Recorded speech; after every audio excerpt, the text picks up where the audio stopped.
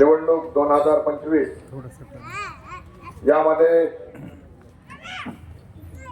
माननीय सुधाकररावजी भालेराव साहेब यांच्या नेतृत्वाखाली ही निवडणूक होत आहे।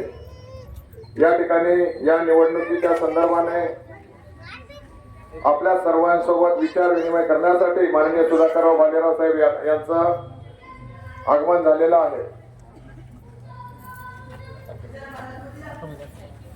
आज या प्रभागामध्ये आपण जर पाहिलं तर शिवसेना ही कुठेही नव्हती, परंतु आज माननीय सुधाकरराव भालेराव साहेब यांच्या नेतृत्वामध्ये या ठिकाणी शिवसेनेनं आज मोठ्या उच्चांक गाठलेला आहे।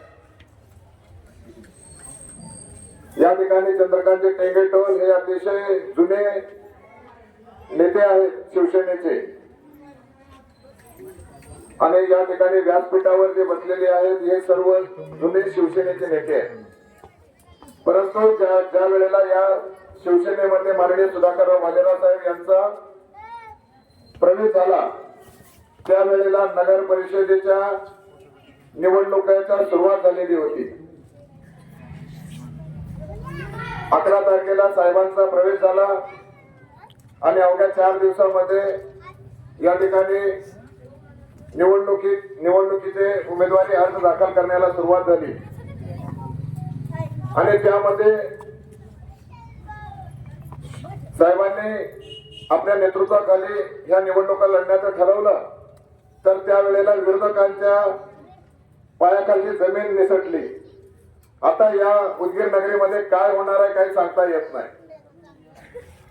कारण या निवडणुकीमध्ये काँग्रेस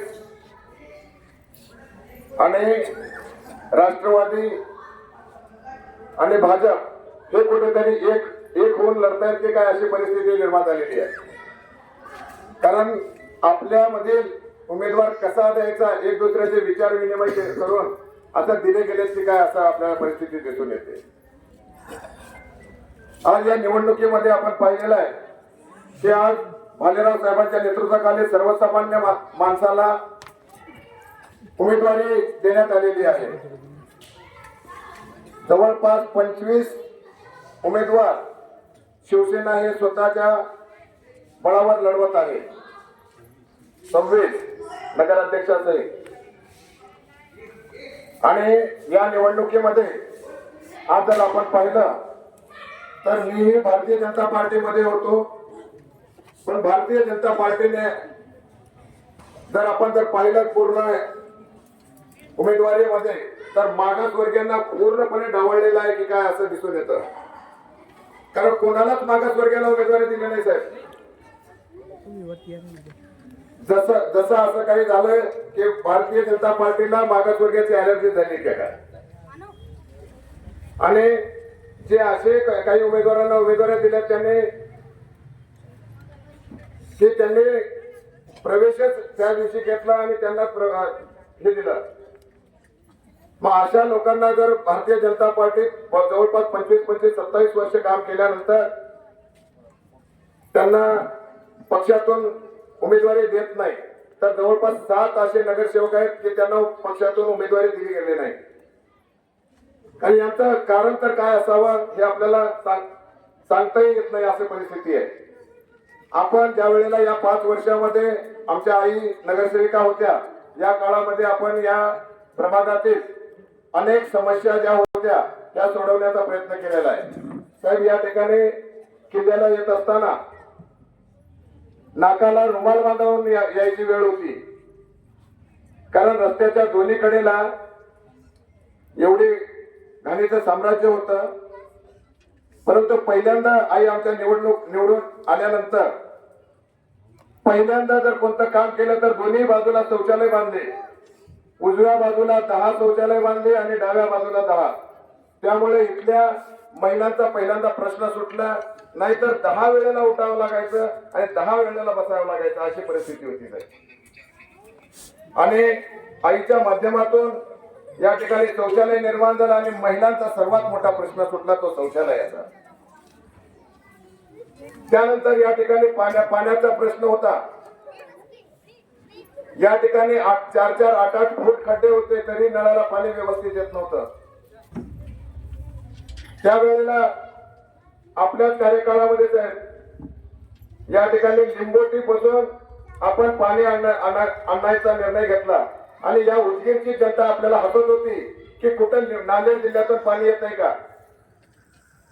आणि साहेबांनी जे अशक्य होतं ते करून दाखवलं आणि लिंबोटीतून पाणी इथं उदगीरला आणलं. इथं पाणी आणलं नाही तर तुमच्या आमच्या घरापर्यंत त्याने दिलं, दुसऱ्या मजल्यापर्यंत आज पाणी जातंय. ते सर्व योगदान जर कोणाचं असेल तर माननीय सुधाकररावजी भालेराव साहेबांचं. आज भालेराव साहेबांच्या माध्यमातून आपण जर उदगीर शहरामध्ये जर पाहिलं तर उड्डाणपुलं भालेराव साहेबांच्या काळात झाली, मुख्य रस्ते भालेराव साहेबांच्या काळात झाले. आणि काही लोक असं बोलतायत की आमच्या काळात झाले, आमच्या काळात झाले. परंतु ही चुकीचं कुठेतरी आपल्याला बोलणं चाललंय.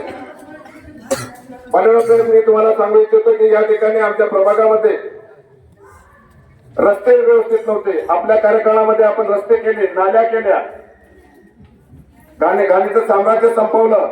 परंतु या आपल्या काळामध्ये आपण या ठिकाणी गटारीची व्यवस्थापन व्यवस्थित व्हावं यासाठी अंडरग्राऊंड ड्रेनेज सुरुवात केली. परंतु आज या आपल्या कार्यकाळामध्ये याला मंजुरी मिळाली आणि आज काही लोक असं म्हणतात की माझ्याच काळामध्ये मिळालेली आहे. परंतु आज या भागामध्ये जर पाहिलं तर ड्रेनेजचं अंडरग्राऊंडचं काम चालू आहे. परंतु एवढ्या संत गतीनं चालू आहे की 4-4, 6-6 महिने सुद्धा ड्रेनेजचं काम व्यवस्थित होत नाहीये. आज या ठिकाणच्या ज्या महिला आहेत अतिशय गरीब परिस्थितीमध्ये जगताना दिसतात.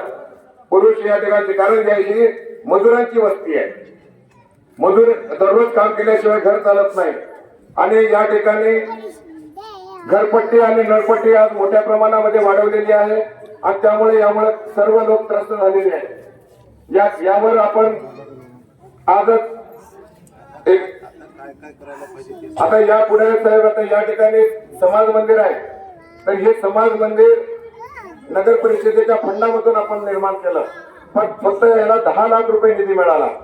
परंतु या ठिकाणी आज आपण जर पाहिलं तर या ठिकाणी खूप सुंदर असं समाज मंदिर व्हायला पाहिजे. तर येणाऱ्या काळामध्ये आपण नगर विकास खात्याचे मंत्री म्हणून एकनाथजी शिंदे साहेब त्यांच्या माध्यमातून हे समाज मंदिर पाडून या ठिकाणी एक चांगलं भव्य असं समाज मंदिर आपण निर्माण करावं ही सर्वांची इच्छा आहे. कारण या ठिकाणी आपल्या घरामध्ये 10x10 सर्वांची घर आहेत आणि छोटा मोठा कार्यक्रम जर घ्यायचा असेल तर या समाज मंदिरामध्ये घेता येतो आणि सर्वांच्या मुलींचे लग्न असतील, मुलांचे लग्न असतील, वाढदिवस असतील, हे सर्व या ठिकाणी करता येतील. त्यामुळं येणाऱ्या काळामध्ये आपण जर आमच्या आईला जर निवडून दिलात आणि माझ्यासोबतच विकी गवारे यांना निवडून दिलात तर या प्रभाग क्रमांक 1 मधील सर्व विकास कामे होणार आहेत. त्याचबरोबर या उदगीर नगरीमध्ये शिवसेना आपल्या स्वबळावर लढत आहे आणि नगराध्यक्ष पदाच्या आमच्या उमेदवार माननीय पंचाक्षरी सुनीता अनिल या आहेत. या अतिशय उच्च विद्याविभूषित आहेत. यांचं MA BEd झालेलं आहे, प्राध्यापिका आहे. आणि जर समोरच्या उमेदवाराचं जर पाहिलं तर ते घरकाम करणारे आहेत.